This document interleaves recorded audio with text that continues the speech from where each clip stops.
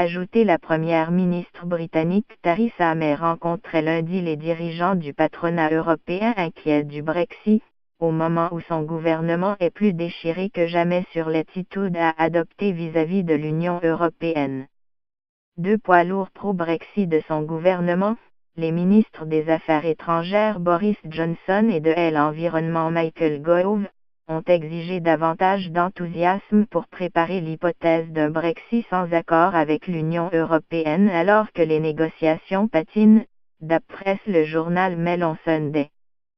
Selon eux, à ce rythme, nous serons dans une position vraiment très difficile en 2021 à l'issue d'une éventuelle période de transition de 2 ans suivant le Brexit prévu le 29 mars 2019. Cette nouvelle démonstration des déchirements du gouvernement conservateur, entre brexitaires convaincus et partisans d'une approche plus accommodante vis-à-vis de Bruxelles, rend encore plus précaire la position d'équilibriste de Mme May. Symptôme de l'inquiétude des marchés pour la stabilité à la tête du gouvernement britannique, la livre sterling perdait environ 1% sur le marché d'échange face à l'euro et au dollar vers 4h30.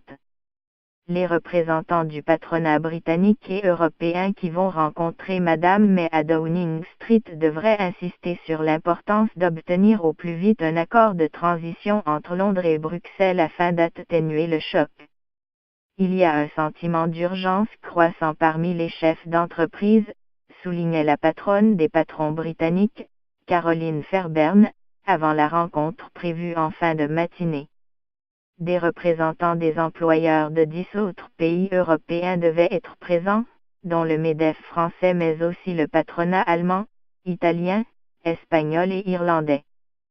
Pression de l'UE au-delà de ces tiraillements internes, le gouvernement britannique fait face à la pression du négociateur en chef de l'UE sur le Brexit. Michel Barnier lui a donné 2 semaines pour clarifier ses engagements sur les termes du divorce, s'il veut obtenir d'ici à la fin de l'année le feu vert de Bruxelles sur le lancement des négociations commerciales sur l'après-Brexit. Si ce délai n'est pas respecté, la perspective des négociations commerciales serait reportée à février ou mars, selon un haut diplomate de l'UE. Une solution très peu au goût de la City de Londres alors que nombreuses firmes ont prévenu qu'elles pourraient annoncer des déplacements de personnel vers le continent si aucun progrès n'était acté avant début 2018. Face aux négociations qui patinent, M. Barnier a déclaré se préparer au scénario d'une absence d'accord, dans une entrevue au journal du dimanche. Ce n'est pas mon option, qui serait un retour en arrière de 44 ans, date de l'entrée du Royaume-Uni dans l'UE, note de la rédaction. Mais c'est une possibilité, a-t-il prévenu. Outre ces divisions sur le Brexit, le gouvernement a été affaibli ces dernières semaines par les démissions de 2 ministres, la première sur fond de scandale de harcèlement sexuel et la seconde du fait de rencontres non autorisées avec des responsables israéliens. Dimanche, le Sunday Times a assuré que 40 députés conservateurs étaient prêts à signer un texte de défiance à l'égard de Mme May.